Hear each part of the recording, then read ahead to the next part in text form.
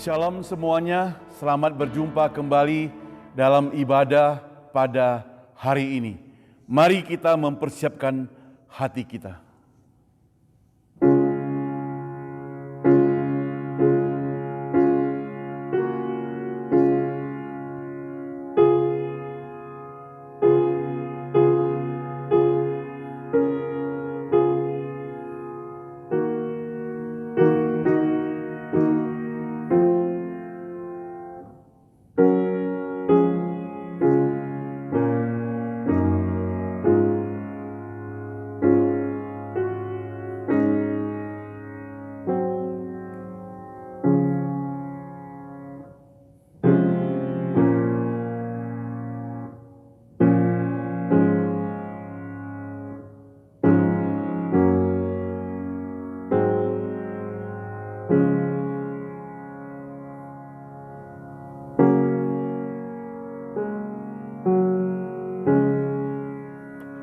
Dengarkan firman Tuhan.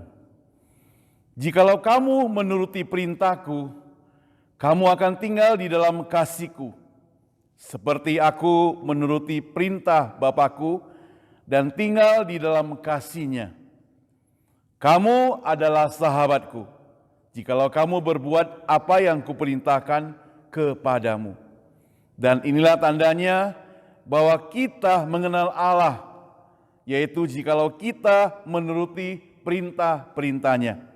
Barang siapa berkata, aku mengenal dia, tapi ia tidak menuruti perintah-perintahnya, ia adalah seorang pendusta dan di dalamnya tidak ada kebenaran. Tetapi barang siapa menuruti firman-Nya, di dalam orang itu sungguh sudah sempurna kasih Allah.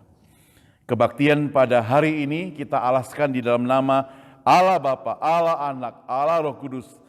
Turunlah kiranya anugerah Tuhan atas kita sekalian. Amin. Mari kita bangkit berdiri. Kita akan sama-sama memuji Tuhan. Nomor 28. Mulia. Nomor 28.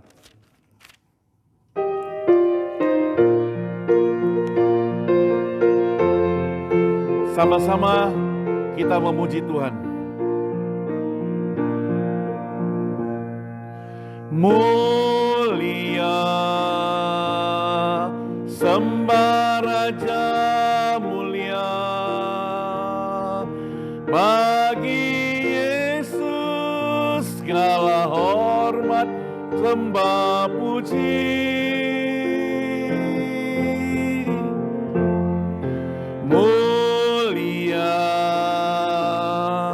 Tuhan Maha Kuasa, dari sorga terdengarlah kidung pujian. Tinggikan dan muliakan namanya Yesus. Puji Dia dan sembah Dia, Kristus Sang Raja.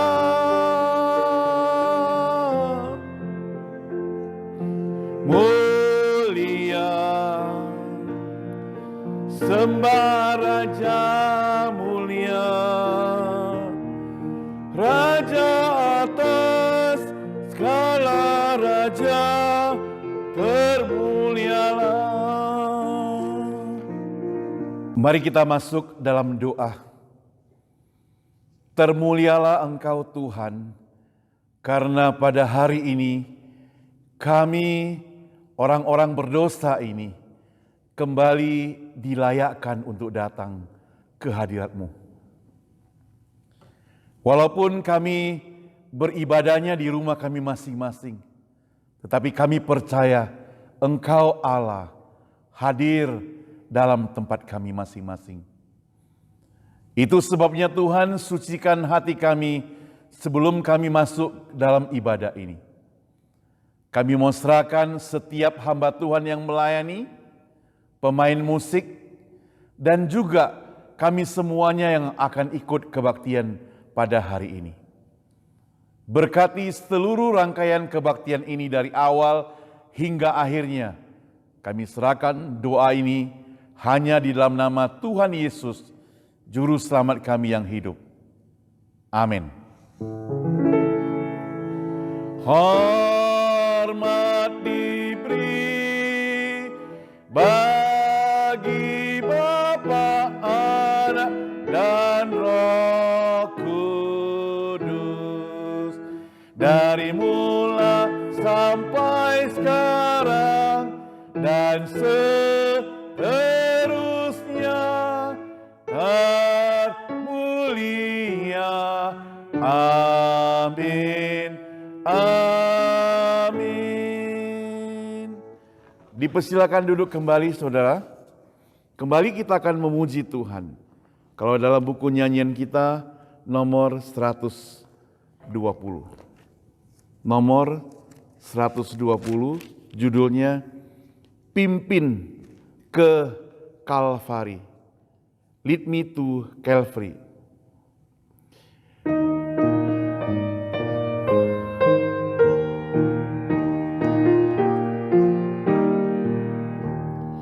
Ku mahkotai Raja hidup, mulia bagimu. Ingat mahkota durimu, pimpin ke Kalvari. Tak ku lupa Getsemani, tak ku lupa sengsaranya, tak ku lupakan kasih-Mu, pimpin ke Kalvari. Kedua, Ia terbaring dalam kubur, murid pun bersedih. Malaikat berjubah putih jaga di samping-Mu. Tak ku lupa Getsemani, tak ku lupa sengsara-Mu, tak ku lupakan kasih-Mu, pimpin ke Kalvari. Ketiga, Maria di pagi hari datang ke kubur-Mu, namun kosonglah kubur-Mu, Engkau telah bangkit. Tak ku lupa Getsemani, tak ku lupa sengsara-Mu, tak ku lupakan kasih-Mu, pimpin ke Kalvari. Ku rela segenap hati memikul salib-Mu, terima cawan beserta-Mu, pimpin ke Kalvari. Tak ku lupa Getsemani, tak ku lupa sengsara-Mu, tak ku lupakan kasih-Mu, pimpin ke Kalvari. Saudara, bersama dengan gereja segala abad dan segala tempat, dengan bangkit berdiri kita akan mengikrarkan pengakuan iman rasuli. Aku percaya pada Allah, Bapa yang Maha Kuasa, Khalik langit dan bumi, dan kepada Yesus Kristus, anaknya yang tunggal Tuhan kita, yang dikandung daripada Roh Kudus, lahir dari anak darah Maria, yang menderita sengsara di bawah pemerintahan Pontius Pilatus, disalibkan mati dan dikuburkan, turun ke dalam kerajaan maut, pada hari yang ketiga bangkit pula dari antara orang mati, naik ke surga, duduk di sebelah kanan Allah, Bapa yang Maha Kuasa, dan dari sana Ia akan datang untuk menghakimi orang yang hidup dan yang mati. Aku percaya pada Roh Kudus, gereja yang kudus dan am, persekutuan orang kudus, pengampunan dosa, kebangkitan tubuh, dan hidup yang kekal. Amin. Mari kita masuk dalam doa syafaat. Bapa kami yang di surga, kami bersyukur kepadamu karena pada hari ini kembali kami boleh beribadah. Terima kasih untuk pemeliharaan Engkau, terima kasih untuk kasih-Mu, terima kasih untuk perhatian-Mu. Bapa kami juga berdoa khususnya untuk gereja kami, Gereja Cornerstone Indonesia yang ada di San Francisco. Kepada semua jemaatnya, kami serahkan mereka semua ke dalam tangan Tuhan. Agar Tuhan senantiasa berikan mereka semangat melayani cinta Tuhan, walaupun kami sudah lama tidak ke gereja, tapi di dalam hati pribadi mereka masing-masing tetap setia, tetap percaya kepada Tuhan. Bapa kami di surga, kami juga doakan buat kesehatan mereka semuanya. Kalau di antara mereka ada yang kakinya sakit, kakinya bengkak, ataupun darah tinggi, oh Tuhan, Engkau senantiasa sembuhkan mereka. Kami juga berdoa di antara mereka sedang mencari pekerjaan. Biar Tuhan berikan pekerjaan yang terbaik buat mereka tepat pada waktunya. Dan kalau di antara mereka Tuhan sudah menjawab doa kami karena sudah memberikan pekerjaan yang baru, kami bersyukur kepadamu ya Tuhan. Bapa kami di surga, melewati minggu ini, ada 2 orang teman kami yang ada di gereja kami berulang tahun, yaitu saudara kami Saul dan Prengki. Kami doakan kedua saudara kami ini Tuhan, biar Engkau tetap jaga dan pelihara mereka, berikan mereka tubuh yang sehat, berkati mereka, berkati pekerjaan mereka. Tuhan senantiasa memberkati seluruh yang mereka kerjakan. Bapa di surga, kami juga tidak lupa berdoa untuk bangsa dan negara, baik Amerika maupun Indonesia. Khususnya kami doakan untuk Amerika. Kami mau doakan biarlah Tuhan campur tangan untuk hasil pemilihan presiden yang sudah terpilih. Dan Tuhan yang pimpin dan Tuhan senantiasa yang menguasai negara ini Tuhan. Supaya setiap orang yang mempunyai kedudukan, mempunyai jabatan, mereka boleh tetap menjalankan tugas pemerintahan dengan takut akan Tuhan. Kami tidak lupa berdoa untuk Indonesia, untuk setiap pejabat di sana, mulai dari presiden sampai yang paling bawah. Tuhan juga memberkati mereka. Tuhan, kami doakan untuk seluruh dunia yang saat ini masih terpapar pandemik COVID-19. Kami bersyukur kalau vaksinnya sudah tersedia dan beberapa orang sudah mulai divaksin. Kami doakan supaya produksi vaksinan ini boleh lebih banyak lagi sehingga pandemik ini boleh segera berhenti. Kami mempertaruhkan ke dalam tangan-Mu Tuhan. Oh Tuhan, kami percaya Engkau senantiasa memelihara kami. Bahkan kebaktian pada hari ini juga kami pertaruhkan ke dalam tangan Tuhan. Berkati kalau sebentar kami akan mendengarkan firman Tuhan bersama. Dan juga berkati hamba Tuhan yang akan menyampaikan firman Tuhan. Doa ini tidak sempurna Tuhan, sempurnakan melalui doa yang Engkau pernah ajarkan kepada murid-murid-Mu.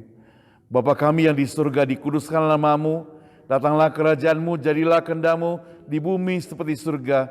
Berikanlah kami pada hari ini makanan kami yang secukupnya, dan ampunilah kami akan kesalahan kami, seperti kami juga mengampuni orang yang bersalah pada kami. Dan janganlah bawa kami ke dalam pencobaan, tetapi lepaskanlah kami pada yang jahat, karena Engkau-lah yang punya kerajaan dan kuasa dan kemuliaan sampai selama-lamanya. Amin. Saudara, sebentar lagi kita akan bersama-sama mendengar firman Tuhan. Sebagai persiapan hati kita untuk masuk dalam firman Tuhan, kita akan menyanyikan satu pujian yang terdapat dalam buku nyanyian kita nomor 160. Nomor 160. Pernah kau dengar kisah salib? Kita akan nyanyikan bait pertama dan bait ketiga saja. Pernah kau dengar kisah salib? Bait pertama dan ketiga saja.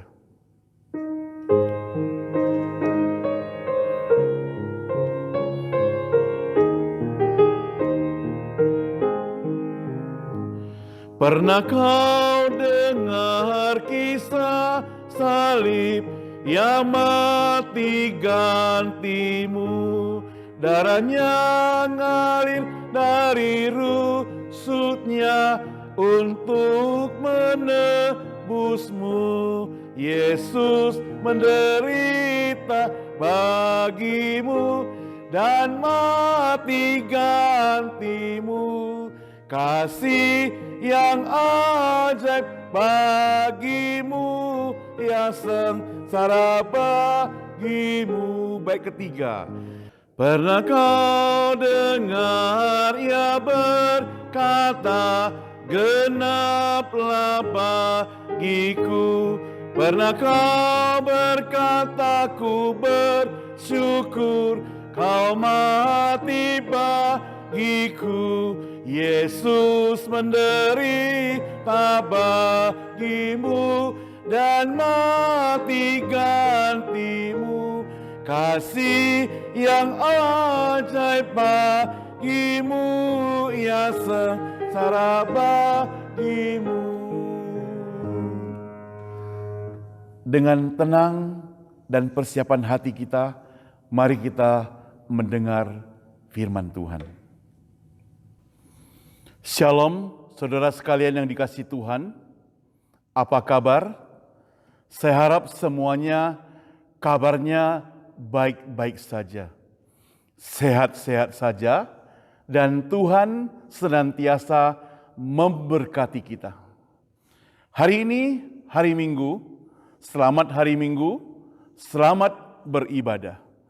Mari saudara, saya mengajak kita membuka Alkitab di dalam 1 Korintus pasal 13 ayat 13 dan pasal 14 ayat yang pertama. Demikian firman Tuhan. Demikianlah tinggal ketiga hal ini, yaitu iman, pengharapan, dan kasih. Dan yang paling besar di antaranya ialah kasih. Pasal 14 ayat 1, kejarlah kasih itu dan usahakanlah dirimu memperoleh karunia-karunia roh, terutama karunia untuk bernubuat. Dalam bahasa Indonesia sehari-hari diterjemahkan dalam 1 Korintus 14 ayat 1 bunyinya demikian. Dikatakan, hendaklah kalian berusaha, jadi ada kekuatan ya, untuk mengasihi orang-orang lain. Ditambah lagi, dan berusaha untuk menerima karunia-karunia yang diberikan Roh Allah. Terutama sekali kesanggupan untuk menyampaikan rencana Allah kepada manusia. Jadi di dalam terjemahan baru ditulis kata nubuat, maka dalam bahasa Indonesia sehari-hari supaya masyarakat atau orang banyak lebih gampang mengerti, maka dikatakan itu sebagai rencana Allah kepada manusia. Kita berdoa terlebih dahulu, saudara. Bapa kami yang di surga, sekali lagi kami mengucap syukur kepadamu. Kami boleh berkesempatan untuk datang beribadah kepadamu Tuhan. Oh Tuhan, pakailah hamba-Mu yang sudah mempersiapkan diri. Pakailah kami semua Tuhan yang sudah siap-siap mendengarkan firman Tuhan juga, agar firman Tuhan yang kami dengar hari ini dan yang disampaikan pada hari ini sungguh boleh jadi berkat bagi kami semuanya, yang memberikan pencerahan, yang memberikan pengajaran, teguran, bahkan juga memberikan kekuatan bagi kami semua. Hanya di dalam nama Tuhan Yesus kami serahkan firman Tuhan ini. Amin.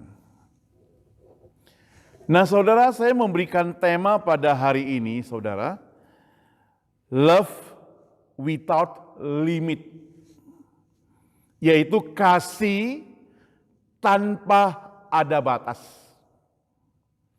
Nah saudara, jikalau dideretkan dengan angka-angka misalnya 1 sampai 10, kira-kira menjadi urutan yang keberapa yang paling penting dari saudara kasih itu? Jikalau urutan pertama merupakan yang terpenting, maka urutan ke-10 yang tidak penting, maka urutan keberapa engkau menempatkan kasih itu? Sangat gampang untuk mengatakan saya akan menempatkannya di urutan pertama. Sangat gampang sekali. Tetapi saudara, sangat sulit untuk mempraktekannya, bukan? Ada orang mengatakan sukacita adalah nomor 1 dalam kehidupannya. Ada juga mengatakan kebahagiaan adalah nomor 1. Ada yang mengatakan kekayaan adalah nomor 1. Pangkat, kecantikan, dan sebagainya. Tetapi saya ingin mengatakan kepada saudara, jikalau kekayaan, jikalau pangkat, kecantikan, dan sebagainya kita tempatkan di nomor 1, tanpa kita tempatkan kasih saudara, semuanya itu tidak ada gunanya. Kekayaanmu tidak akan berguna jikalau di dalam hidupmu tidak ada kasih. Pangkatmu tidak ada gunanya jikalau di dalam hidupmu tidak ada kasih.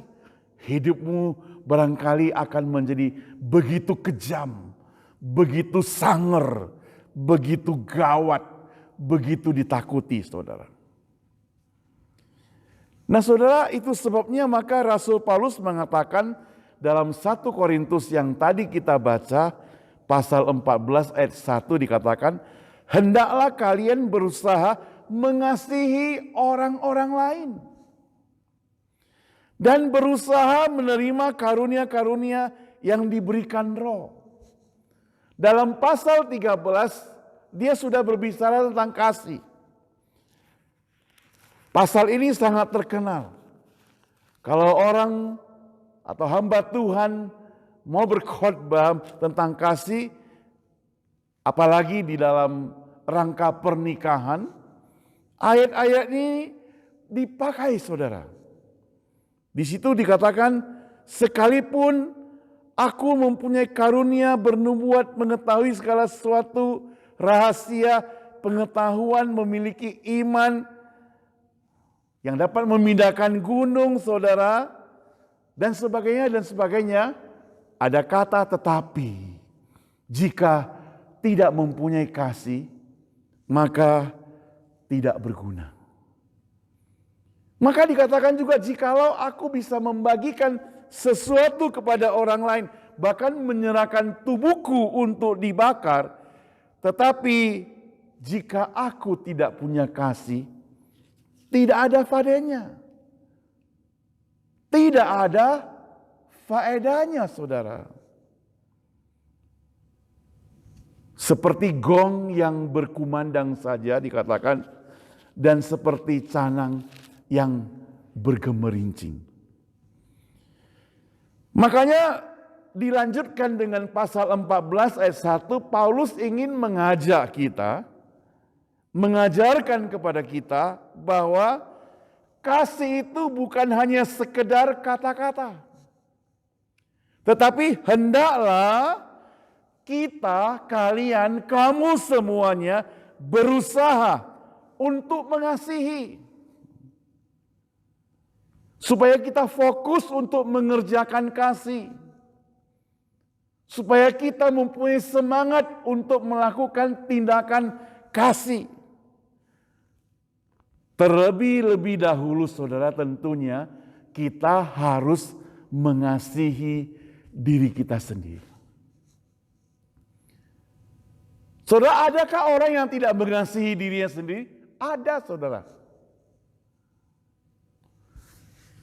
Kalau dia lihat kaca, dia maunya kaca itu dihancurkan. Kenapa? saking dia benci pada diri sendiri. Kita harus mengasihi diri kita sendiri karena Allah menciptakan diri kita, manusia yang sempurna.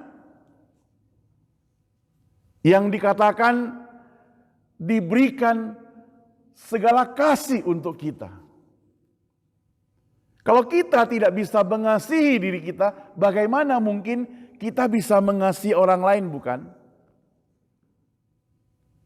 Saudara yang saya kasih Tuhan, ketika ahli Taurat dan orang-orang Saduki itu terlibat dalam diskusi dengan Tuhan Yesus, maka mereka bertanya, hukum manakah yang paling utama dalam kehidupan ini? Maka jawab Yesus itu sangat tepat. Kita barangkali sebagian kita sudah mengetahuinya jawabannya, maka Tuhan Yesus mengatakan demikian. Dan hukum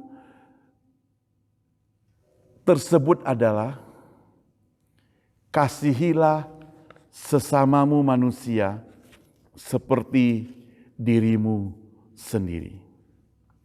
Tidak ada hukum manusia yang lebih tinggi daripada itu. Ini hukum yang diajarkan oleh Tuhan. Kasihilah sesama manusia seperti engkau mengasihi dirimu sendiri. Maka Markus 12 ayat 30 sampai 31, coba saudara kita sama-sama membukanya. Markus 12 ayat 30 sampai 31. Kalau sudah temukan, saya akan membacakan buat kita sekalian. Dan hukum yang kedua ialah kasihilah sesamamu manusia seperti dirimu sendiri. Tidak ada hukum lain yang lebih utama daripada hukum kedua ini. Ayat 30 dia sudah sampaikan hukum yang pertama. Kasihilah Tuhan Allahmu dengan segenap hatimu dan dengan segenap jiwamu dan dengan segenap akal budimu dan dengan segenap kekuatanmu. Ini sudah mutlak. Harus kita lakukan. Karena Tuhan sudah mengasihi kita. Nah sekarang tugas kita di dunia ini adalah mengasihi sesama manusia. Mengasihi sesama manusia.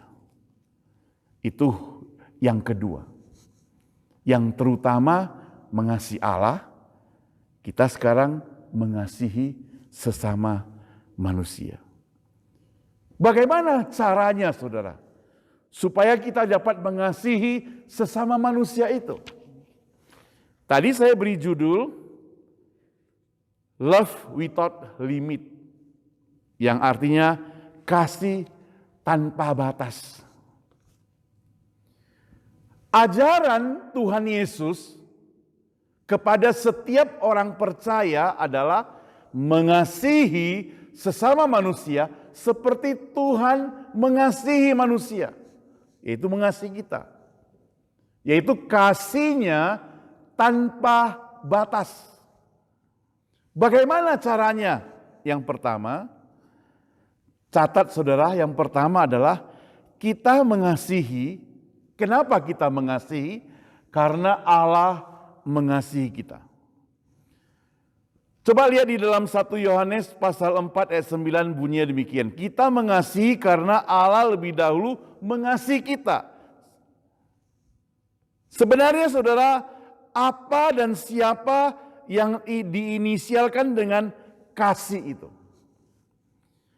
1 Yohanes 19 mencatat kita mengasihi karena Allah lebih dahulu mengasihi kita. Dia lebih dahulu mengasihi kita. Tuhan Yesus bukan hanya berkata-kata tentang kasih, tetapi ia secara langsung mendemonstrasikan kasih itu. Ia mengasihi kita dengan menyerahkan nyawanya di atas kayu salib. Mati menebus dosa untuk umat manusia. Dan kasih ini merupakan kasih yang tanpa pamrih. Kenapa? Karena kita tidak dapat membalasnya, saudara. Kasih yang begitu besar. Nah, sebagai manusia, karena kita latar belakang hidup kita itu sudah memiliki dosa, maka ada kesulitan-kesulitan dari hidup kita untuk mengasihi orang lain. Biasanya kalau kita mengasihi jujur saja, pasti ada motivasinya. Inilah yang harus dikikis. Inilah yang diajarkan oleh Tuhan Yesus, jangan ada lagi dalam kehidupan kita. Misalnya, mengapa Anda mengasihi orang tersebut? Pertama, karena ia baik, maka aku mengasihi dia. Mengapa engkau mengasihi dia? Karena dia kaya. Mengapa engkau mengasihi dia? Karena dia cantik. Mengapa engkau mengasihi dia? Karena dia adalah bos saya, maka saya mengasihi dia. Maka demi keamanan, saya mengasihi dia. Nah, jadi kasih tersebut ada embel-embelnya, ada alasan. Walaupun tidak dia cetuskan. Inilah yang perlu dibereskan. Tuhan mau ajarkan kepada kita, kita mengasihi orang lain apa adanya tanpa ada embel-embel di belakang tersebut. Yang disebut dengan kasih tanpa pamrih. Kasih yang tidak menuntut balas. Kasih yang tanpa kita kenal.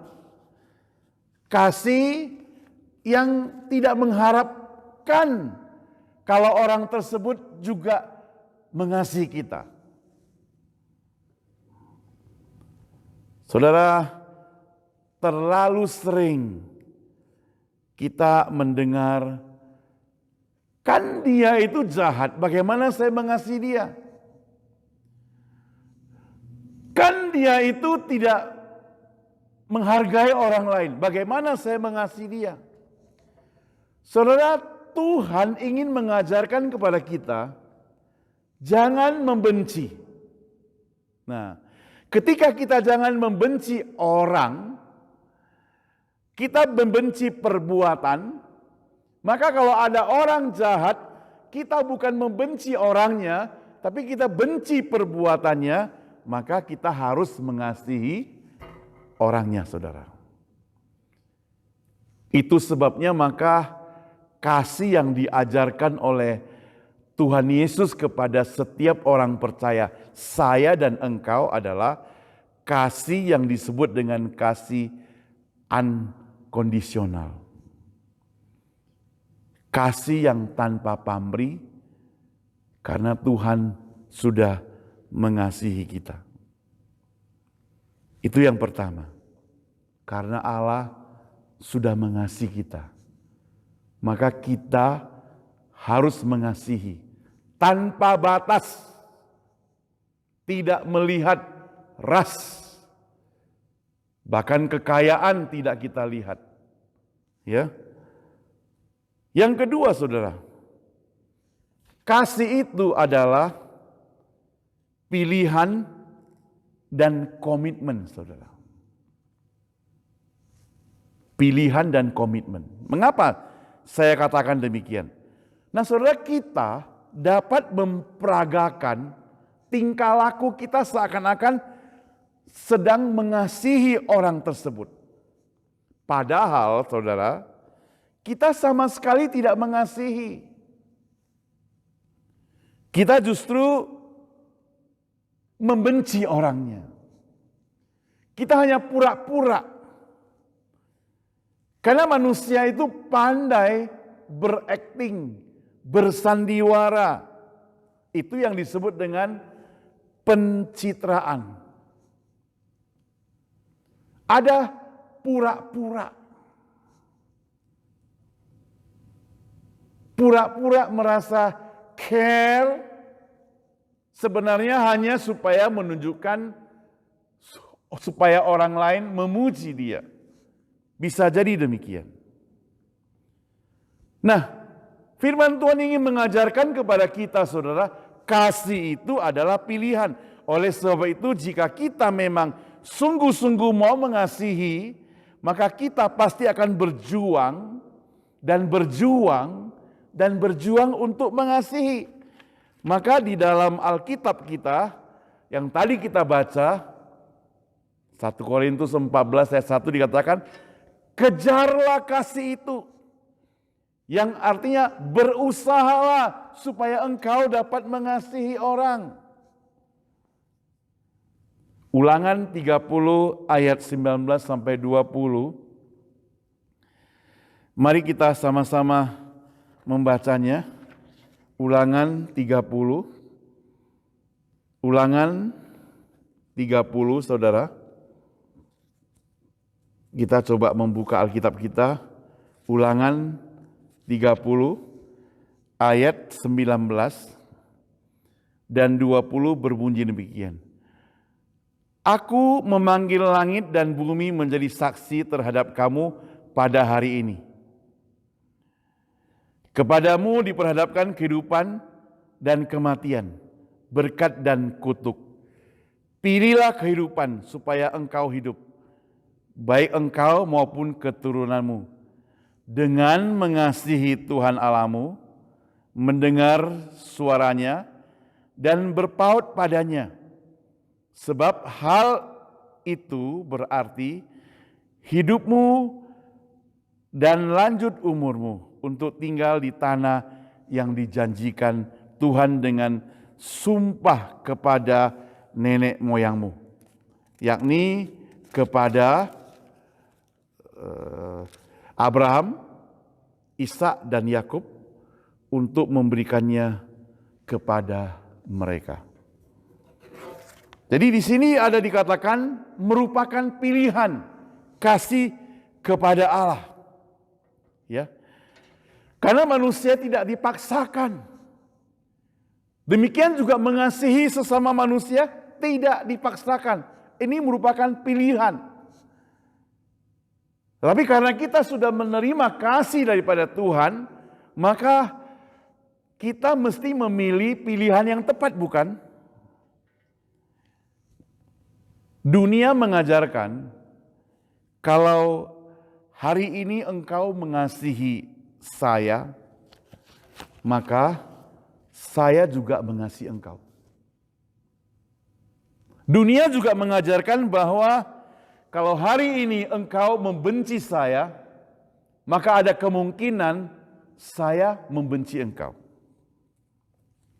Kelihatannya seperti sah-sah saja ya.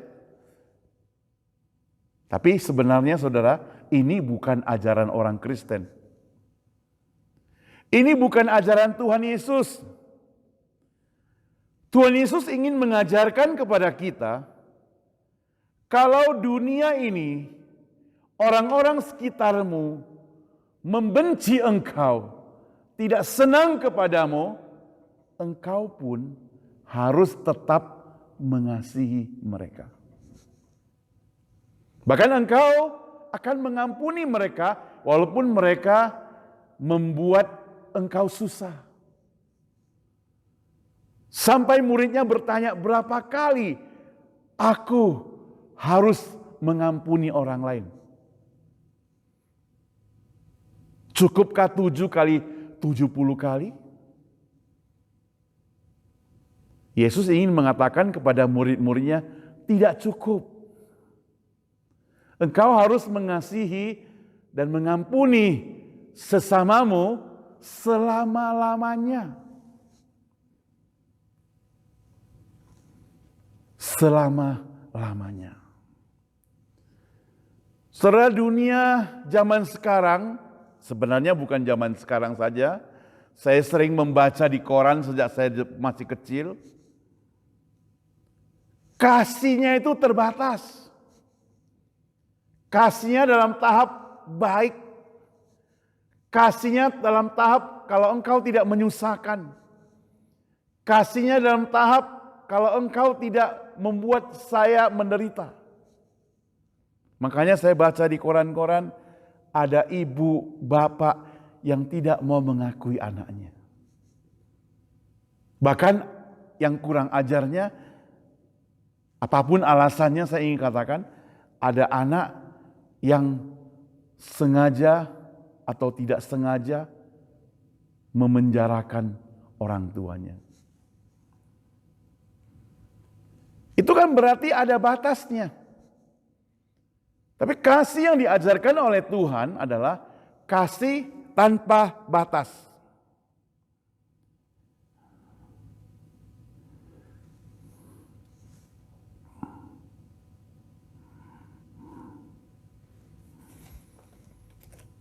Yang ketiga, saudara, kasih itu merupakan tindakan, bukan sekadar emosi yang meluap-luap dalam hati kita. Itu tindakan yang secara sadar, semestinya itu, saudara. Kasih yang murni itu, saudara, dan kasih yang sejati itu, sesungguhnya merupakan respon yang positif, yang secara murni, yang secara sadar, dan otomatis kita praktekkan dalam kehidupan kita sehari-hari. Jika melihat dan mendengar orang lain itu sedang mengalami kesulitan, saudara, maka tidak peduli bangsa apakah dia, tidak peduli status sosialnya, warna kulitnya, bahkan tidak peduli juga agama apa dia, kita harus menolong. Kita harus membantu. Kita juga tidak perlu curiga. Kita juga tidak pernah mengecek latar belakangnya. Kita mesti menolong.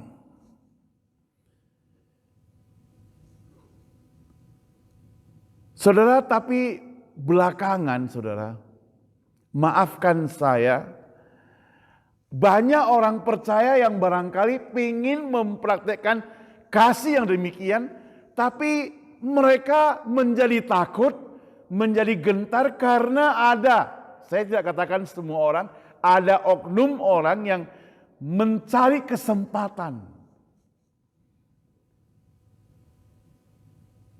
Jadi sengaja mereka itu jatuh, kemudian kita turun menolong, nanti kita dituduh menabraknya dan sebagainya. Atau kita malah dirampok. Nah, saudara, dalam kondisi seperti ini, saudara, maka saya ingin mengatakan bahwa kasih tetap kita lakukan, tetapi sudah perlu ada tanda kutip hati-hati. Yang penting adalah, saudara, selama itu aman, selama itu tidak mencelakakan kita, mari kita mengasihi.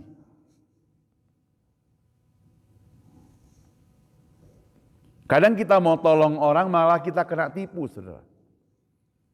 Ya belakangan kan kita dengar di WhatsApp itu bisa dihack orang, saudara.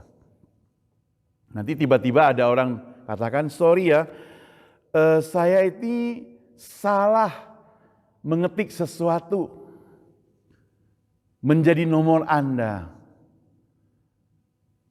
Jadi tolong ya kalau nanti ada orang atau dari company WhatsApp atau apa yang kirim, atau dari bank lah yang kirim tulisan, katakan harus ada kode-kodenya apa itu, nanti kirim kepadaku kembali. Saudara, kalau kita lakukan itu karena tidak pengetahuan kita, maka dalam tempo berapa menit saja nomor WhatsApp kita bisa diambil orang lain.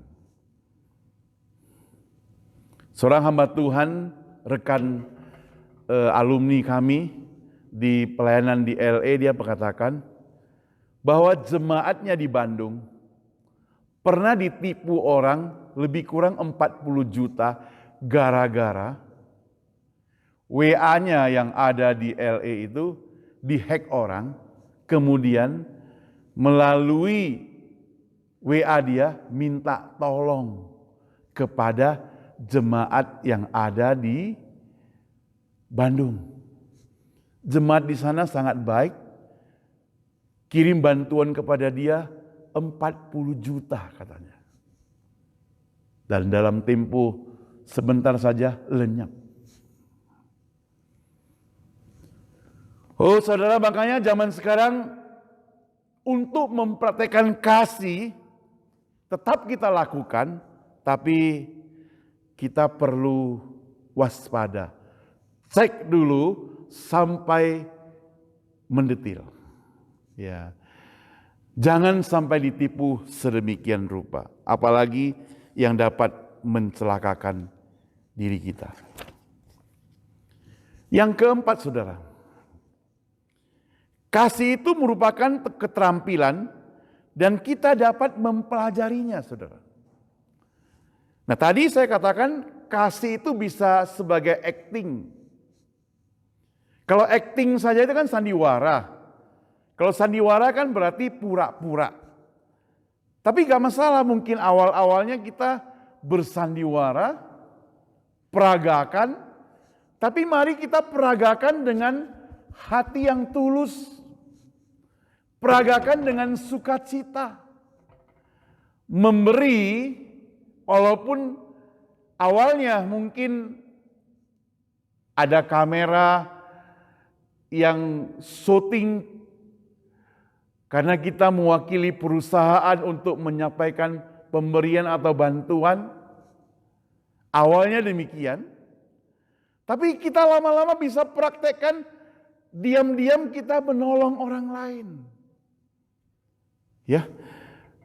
Awalnya merupakan acting, tapi lama-lama menjadi keterampilan dalam hidup kita.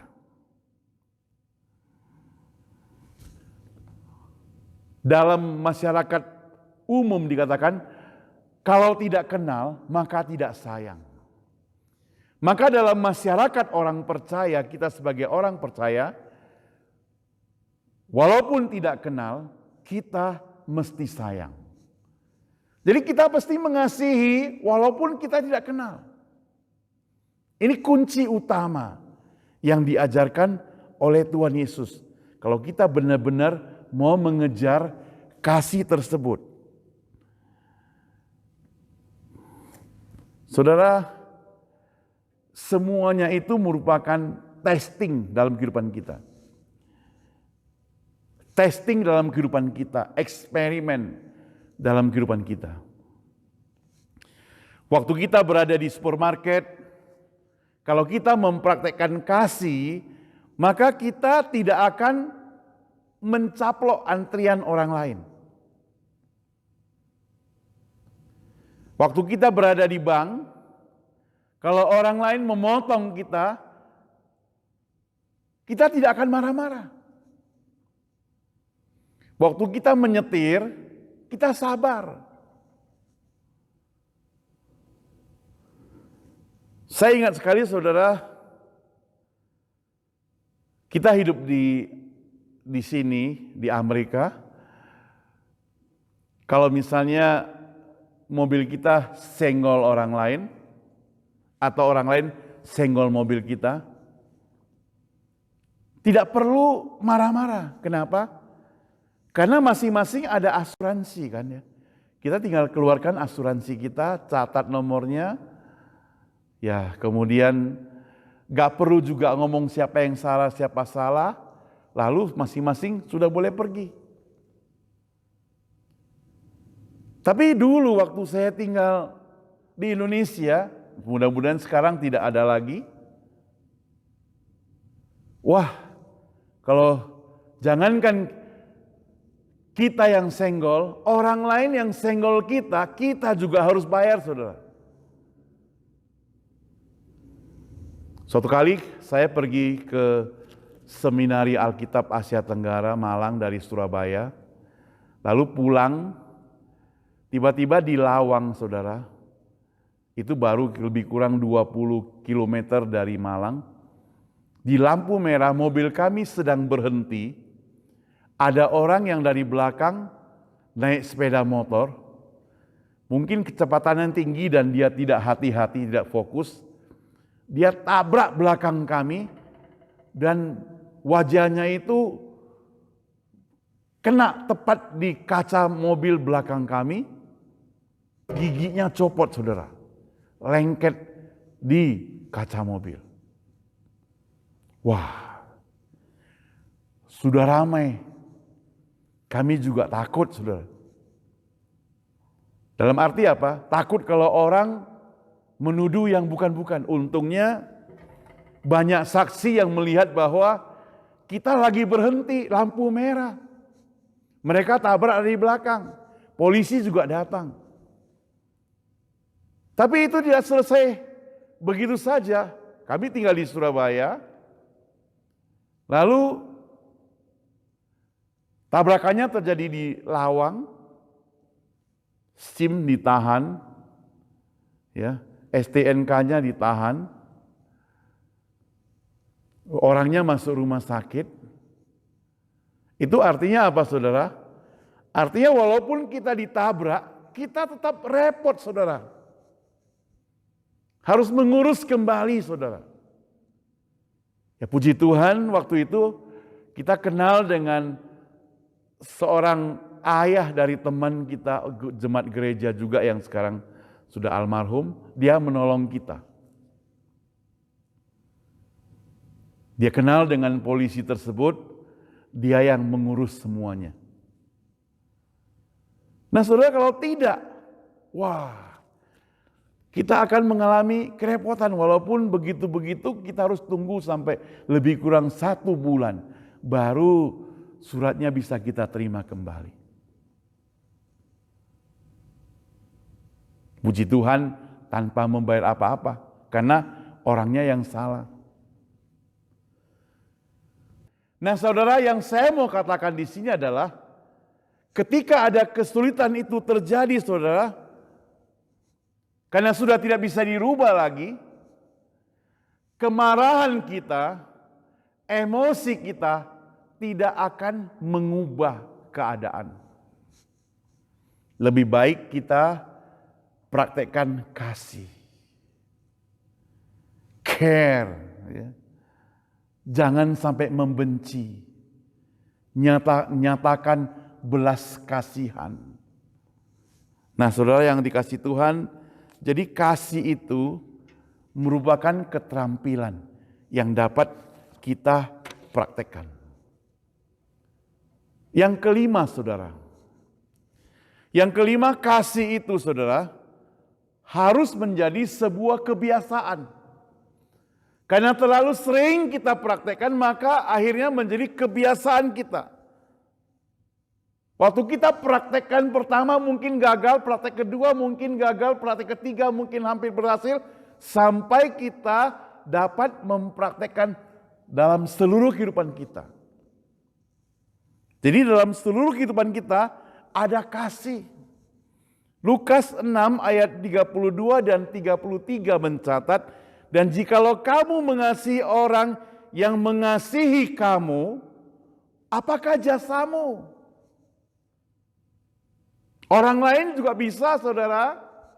Di luar sana, orang-orang sedang melakukan itu. Kalau engkau mengasihi aku, ya aku mengasihi engkau. Karena orang-orang berdosa pun dikatakan mengasihi juga orang-orang yang mengasihi mereka.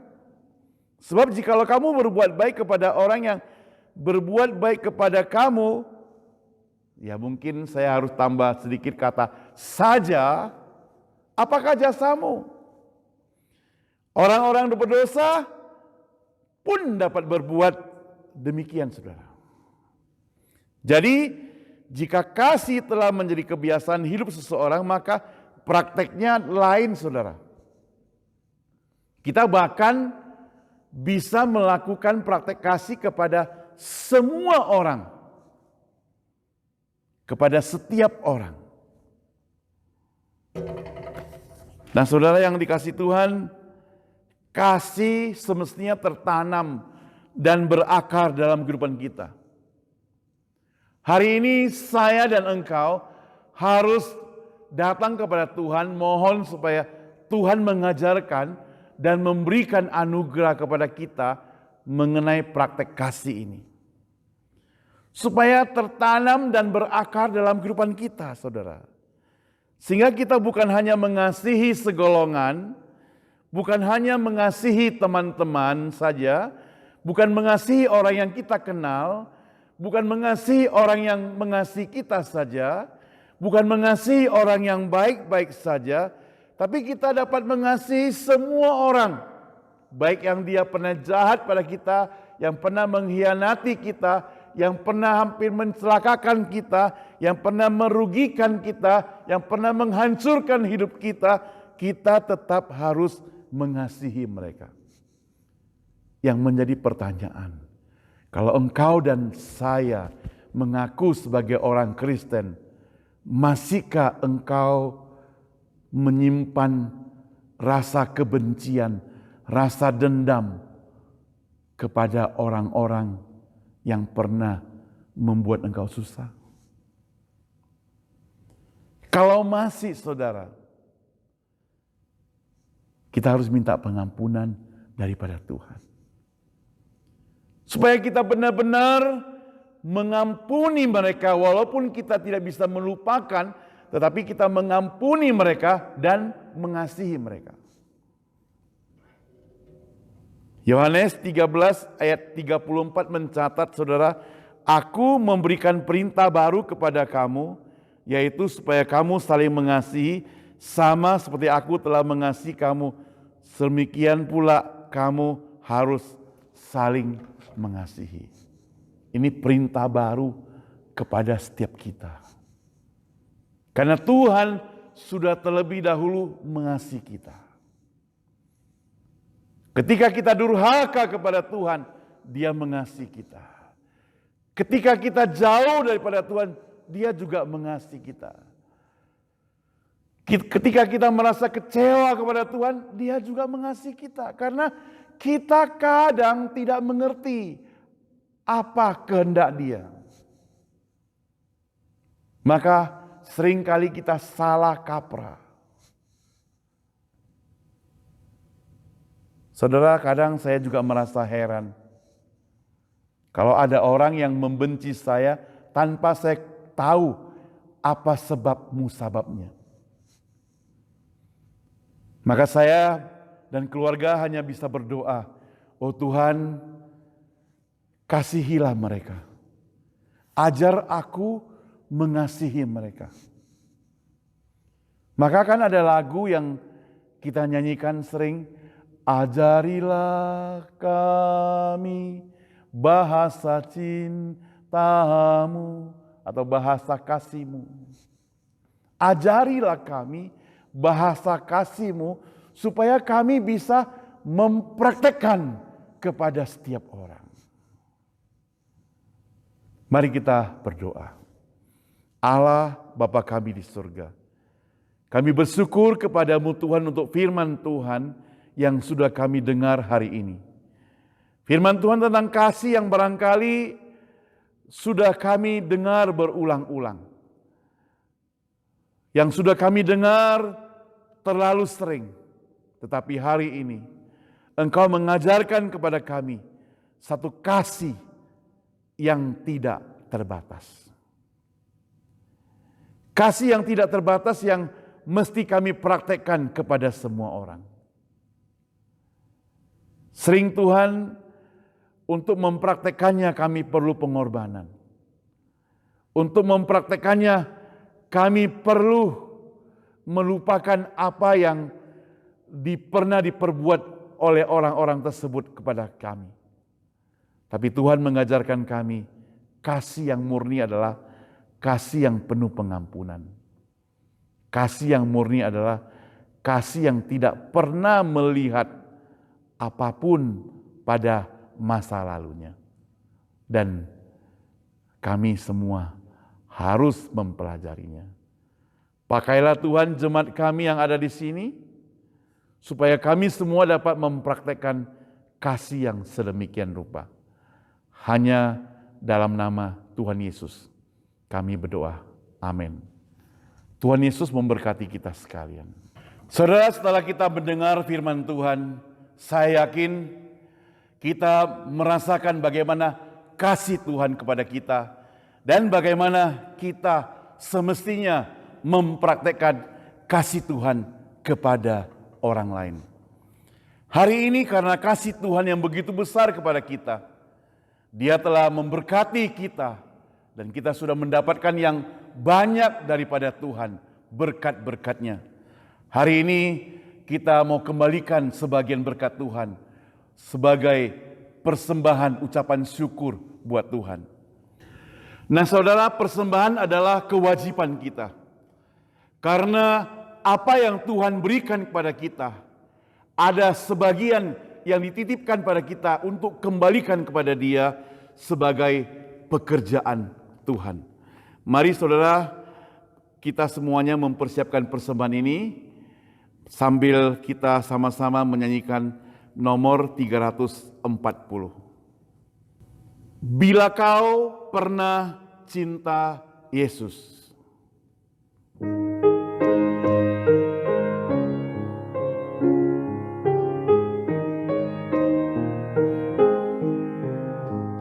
Bila kau pernah cinta Yesus, ngapa tak cinta Dia sekarang?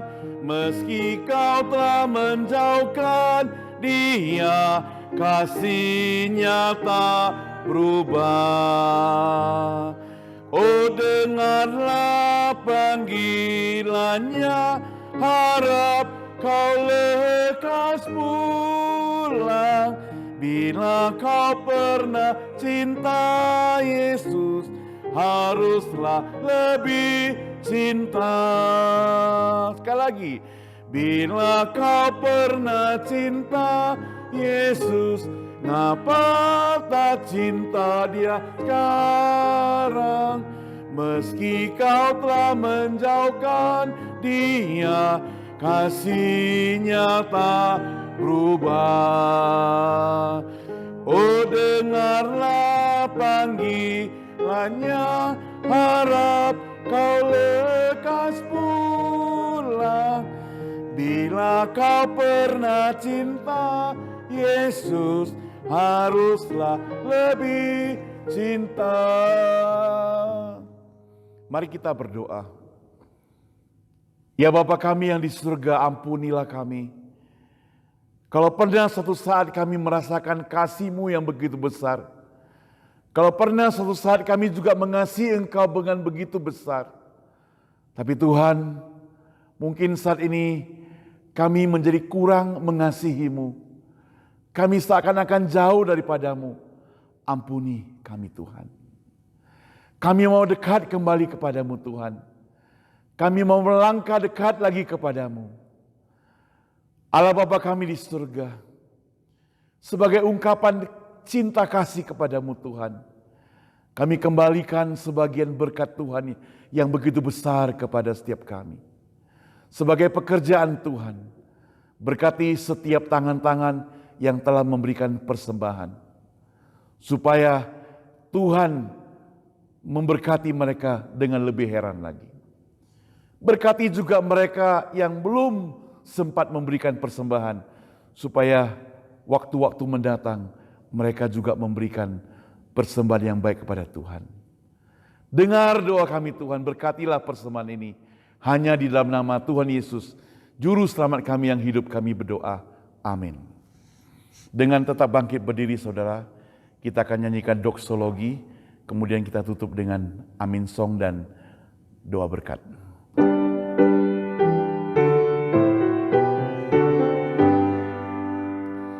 Puji Allah Bapa Putra, puji Allah Roh Kudus, ketiganya yang esa. Mohon selamat sumber berkat. Amin. Jemaat sekalian dimanapun Anda berada, terimalah berkat Tuhan. kasih dari Allah Bapa, anugerah dan keselamatan dari Yesus Kristus, pertolongan dan penghiburan dari Roh Kudus menyertai kehidupan Anda hari ini, besok, dan sampai selama-lamanya. Amin. Amin. Amin.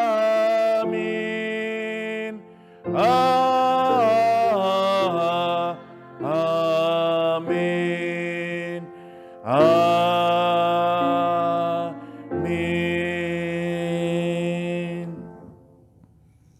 Doa teduh kebaktian selesai.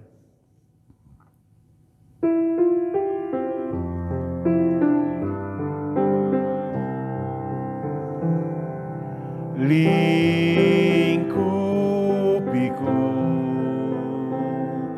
dengan sayapmu, naungiku dengan kuasa-Mu. Di saat badai bergelora, ku akan terbang bersamamu. Bapa, Kau Raja atas semesta, ku tenang sebab Kau Allahku. Ku tenang sebab Kau Allahku. Di saat badai bergelora, ku akan terbang bersamamu. Bapa, Kau Raja atas semesta, ku tenang sebab Kau Allahku. Ku tenang sebab Kau Allahku. Demikianlah kebaktian yang ada di Gereja Cornerstone Indonesia San Francisco. Kiranya Tuhan Yesus selalu memberkati Anda semuanya. Kalau saudara mendapat berkat melalui kebaktian ini, share juga kepada teman-teman semua. Terima kasih, sampai jumpa.